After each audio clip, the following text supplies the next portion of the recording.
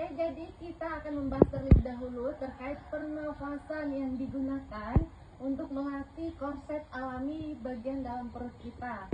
Jadi cara pernafasannya yaitu tarik nafas melalui hidung sambil perut dikembungkan seperti ini.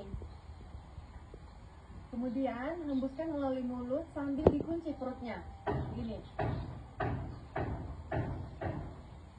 Cara mengunci perut itu sama seperti misalnya kalau pada saat mau pakai celana jeans, kemudian kesempitan, jadi tahan nafas seperti ini, ditahan seperti itu. Yang dikunci adalah perut bagian bawah seperti ini. Jadi pada saat tarik nafas lewat hidung, perut dikembungkan, buang nafas lewat mulut, perut dikunci. Yang dikunci adalah perut bagian bawah, sekaligus menarik atau seperti menahan pipis ya, untuk wispinya ditahan atau dikegel seperti itu. Jadi seperti itu cara pernafasannya. Nah, sekarang kita masuk ke gerakannya. Jangan lupa untuk pernafasannya dipakai ya.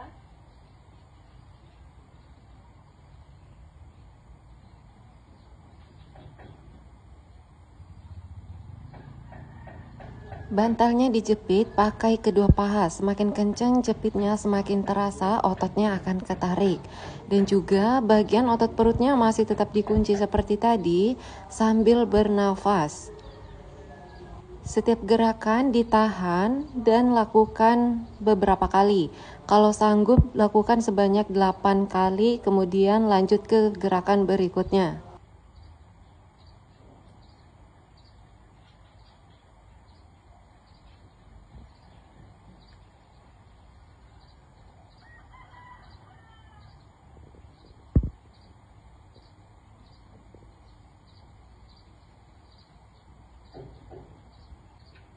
Di posisi ini perutnya dikunci terlebih dahulu, baru bokongnya diangkat. Cara pernafasannya masih sama seperti tadi, yaitu kunci bagian perut sekaligus dikegel. Lakukan sebanyak 8 kali atau sebanyak 10 kali, atau disesuaikan aja kemampuan masing-masing.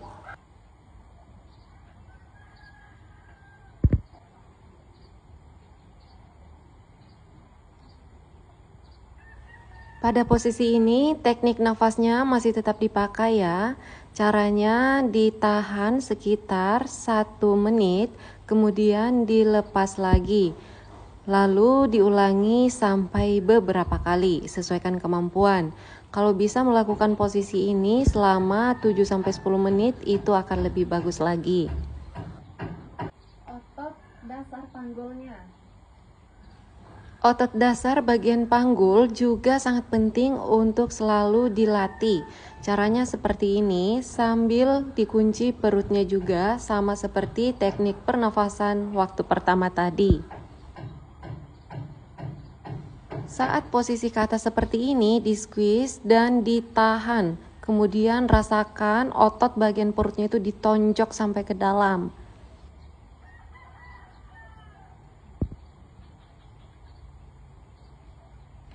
Lakukan latihan ini setiap hari, boleh dilakukan di pagi hari atau di sore hari atau malam hari, agar dapat mencegah peranakan turun. Semangat buat semua para ibu hebat. Jadi moms, untuk peranakan turun ini atau dalam istilah medisnya disebut prolaps organ panggul, itu terjadi ketika otot dan jaringan penyangga di area panggul melemah, sehingga rahim atau kandung kemih atau rektum turun dari posisi normalnya. Ini biasanya ditandai seperti ada sesuatu yang keluar ya dari Miss V, atau biasa juga ditandai dengan gejala terasa sakit saat berhubungan suami istri. Nah, untuk penyebab utamanya biasanya karena lemahnya otot dasar panggul, dan juga bisa disebabkan oleh beberapa faktor lain seperti misalnya kehamilan atau persalinan normal. Biasanya itu adalah penyebab paling umum karena tekanan besar saat melahirkan. Itu yang dapat merusak jaringan penyangganya.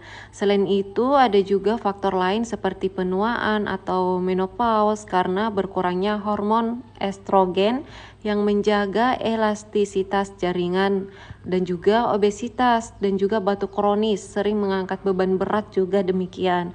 Oleh sebab itu, untuk latihan dasar panggul sangat dibutuhkan sekali, sama seperti gerakan-gerakan tadi.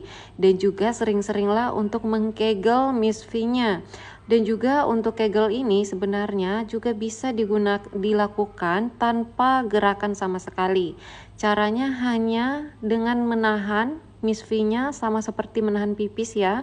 Ditarik, ditahan selama kurang lebih 2 detik, 2-5 detik. Kemudian dilepas, lalu ditahan lagi, lakukan terus-menerus sebanyak 50 kali dalam sehari. Untuk peranakan turun ini juga ada stadiumnya ya, atau tahap-tahapannya.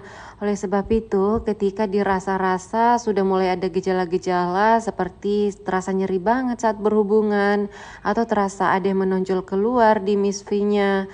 Nah, itu masih bisa dicegah. Kalau memang belum terlalu parah, masih bisa dicegah dengan beberapa gerakan tadi, dengan cara menguatkan otot dasar panggul dan juga sering-sering untuk mengkegel Miss V-nya, serta otot perutnya juga dikunci sama seperti latihan pernafasan tadi.